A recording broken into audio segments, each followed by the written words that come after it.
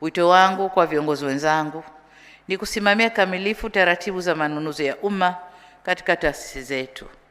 Vile vile ni kuelekeze mkurugenzi mkuu PPRA ili tuweze kusimamia vizuri kwenye taasisi zetu. Kuna kitu kinaitwa name and shame.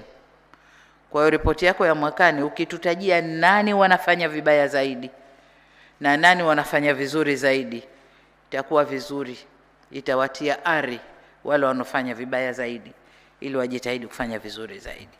Baada ya kusema tu mashirika haya imefanywa, sema TANESCO hawajafanya vizuri, nani wamefanya vizuri, tutajie ili waone aibu, wajitahidi wafanye vizuri.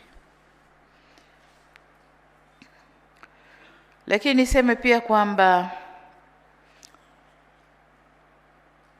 tuwataje ili kubainisha watendaji au taasisi zitakazobainika kukiuka sheria za manunuzi ili hatua stahiki ziweze kuchukuliwa pia dhidi yao. Lengo likiwa ni kuhakikisha fedha za wananchi zinalindwa na kutumika kwa manufaa yaliyokusudiwa.